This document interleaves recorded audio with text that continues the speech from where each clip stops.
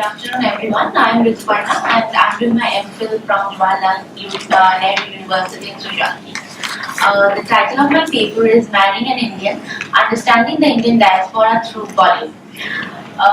What I would like to talk about is some definitions, some examples of nationalism, diaspora and marriage through popular culture, and the medium that I've chosen is film.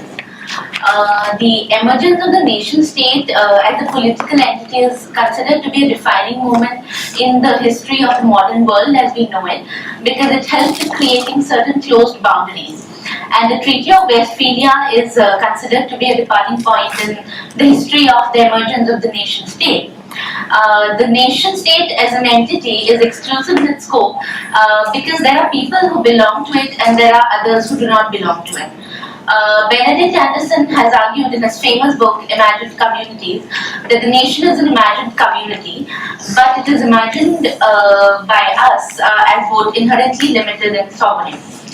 I think the biggest challenge that the nation state has faced is transnational migration, in terms of people migrating in and out of different countries in the world. Scholars have used a multiplicity of theories to explain why migration occurs, and these range from different explanations, from civil wars to voluntary decision to migrate in search of work for marital reasons by both men and women, push and pull factors and kinship networks, interconnections between the host nation and the the country of origin. For me, what I would like to focus in my presentation is the case of the Indian migrants who have settled in various parts of the world. The country of origin remains the same, that is India, but the destination country can vary. And I would like to talk about how the Indian migrants in different countries maintain their identity or their so-called Indianness through the practice of marriage. To give a basic rudimentary definition of the diaspora, it refers to the economic, political and cultural specificities which link a number of migratory movements. And this diasporic group can be seen as a part of a wider transnational community, groups based in two or more countries that engage in recurrent, enduring and significant cross-border activities which may be economic, political, social or cultural in character. Now, the Indian diaspora can be divided into two types: the NRIs, which are the non-resident Indians, and the persons of Indian origin. To define them very rudimentarily, NRIs are Indian citizens who are living outside the country, whereas PIOs are those who have acquired the citizenship of another country. The film industry, or more specifically the Bollywood film industry, is actually focused on the NRIs more than the PIOs. I have used the film as a commodity, as Kopitov would look at it, and to look at the social life of a film, as Rituparna Patgiri would say, that one look at the social life of a commodity, to argue how films help in maintaining the Indianness amongst NRIs in different countries. The Hindi film industry is popularly known as Bollywood, as most of us must be aware of it. And the NRI is a key character that the Bollywood films have portrayed. In fact, one of the super hit films, Dilwale Dulhaniya Le Jayenge, was based on the character of NRI. In today's context, if we look at Hindi movies, they use a language which can be called English, which is a mixture of Hindi and English, and the Hindi film industry is trying to cater to not only audiences in India but also outside. Especially after the onset of globalization, one of the dominant narratives in most Hindi films revolves around a typical upper middle class or NRI family. The story begins against the backdrop of commercialization of education as the central character goes abroad for a professional cause, mainly in the field of IT or management. His or her education transforms him or her into a newly emerging entrepreneur. The narrative then amalgamates various common features such as love, emotions and spirituality into the whole. And then we can see that the NRI comes back to India and tries to find his or her roots.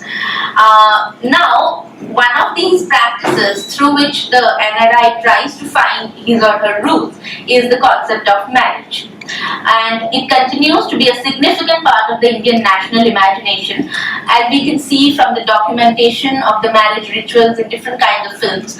And not only films, in fact serials, they spend weeks on depicting the marriage rituals. And in this paper, I would like to do a content analysis of certain films to look at the social life of films in maintaining the Indianness. Why marriage to an Indian? And we can use Partha Chatterjee's conceptualization to answer this question. Because there was a distinction drawn between the material superiority of the West and the spiritual superiority of India by nationalist leaders when the national discourse was in fashion. And Hindi films continue to focus on this distinction because what it argues is that okay, you might have the money, but we have our sanskar, our culture, and who gives this culture? The Indians living within India, and this Indianness is associated with certain kinds of values, clothes, and actions. The Indian film imagination is a diverse, resilient, and an extraordinarily popular medium of entertainment. It is an unshakable and blatant existence.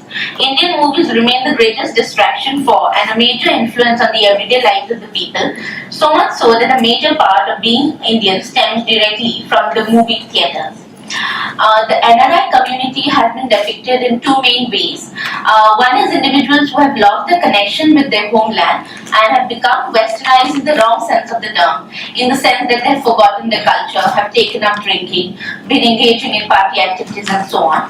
And the other portrayal is as individuals who are living outside the country but are Indians in the true sense, as they have maintained their culture and traditions. One of the famous movies, Pardes, has dealt with the concept of the NRI, where Rajiv, the character played by Apurva Agnihotri, his father fixes his marriage with an Indian girl, and the girl's name is Ganga. It is interesting to note the name Ganga because Ganga is a holy river symbolizing purity and piety in India. But Rajiv turns out to be the wrong kind of Indian who's westernized in the wrong sense of the term, and the marriage then falls apart. And Ganga finally falls in love with Arjun, the character played by Shah Rukh Khan, who's the true Indian in that sense of the term. It is the film Pardes, then one can argue that is a contrasting dialogue between the bad and the good, the modern and the traditional. And this is where we can see the influence of popular cinema in depicting certain kinds of ideas and the social life of the film coming to the fore.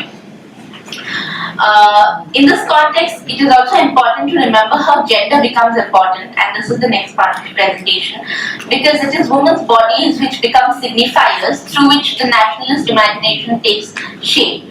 Women's bodies become tropes through which social messages are passed and understood. They become means of focusing the debate of ideas to define the nation state around well-established goals. The women in Bollywood cinema then are a projected space onto which the anxieties of the masculine NRI, who is lost in modernity, aims to rediscover tradition. She then becomes a way of connecting him to the roots and the Indianness. And it is by then marrying an Indian woman that an NRI man can rediscover his longing for India. In films like Monsoon Wedding and Swades, where the NRI is well established, earning well, comes back to India and then marries Indian woman, maybe intentionally or might not be. For example, in the film Monsoon Wedding, Hemant Rai's parents fix his marriage with the girl Aditi in India, and although she has had an affair before and she confesses the same to him, later on he is shocked initially, but then he agrees to marry her and their marriage rituals continue.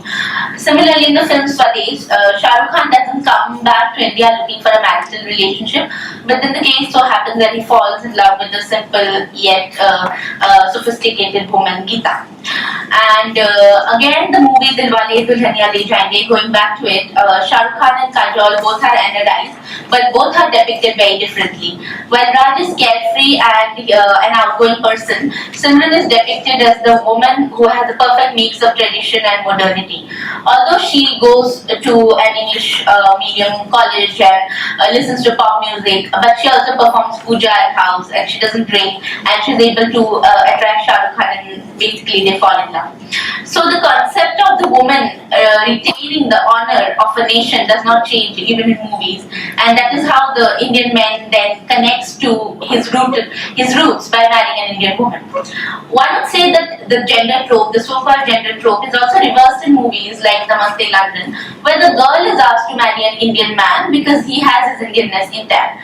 But the main fundamental point here is that the consent of the woman is not taken into account, because in the film Namaste London, for example, Katrina Kaif is married off to Akshay Kumar, but her consent is initially not taken into account. It is her father's decision, and he hands over his daughter to another man. So it is a kind of a handing over of of a woman from one man to another. And similarly, in again the film DDNJ, Raj does not elope with Simran because he thinks that it is important to win her father's trust. So she is denigrated to a kind of an object because she is then passed on from one man to another. So although you'd like to agree that the gender trope might reverse in some cases, but then the consent of the woman is not taken into account there. Another point that I would like to raise in this context is when a man is asked to marry an Indian woman, like in Pardes, the character played by Apurva Agnihotri, when he is married to sticks to Ganga, the father knows that he is a spoiled brat, but he just assumes that the woman, when he marries him, will be able to transform him or reform him. But nobody asks that is the woman actually interested in reforming him. So the concepts of honor and cultural values and Indianness are again signified in the woman's body. I would like to conclude by saying that, of course, the imagination of Bollywood and films in their social life has changed, because if you look at the characters of Ganga and Aditi, there's a difference. Ganga in Pardes in 1997 to Aditi Monsoon Wedding in 2001. But the plot has remained the same in that context. And the nation has articulated the differences that are presented between the language signifiers, sexuality and rhetoric of the diasporic and indigenous population. And there's a continuous dialogue between the modern and the traditional, and the good and the bad. And marriage becomes one way of bringing the NRI and the Indian living here into contact. Thank you.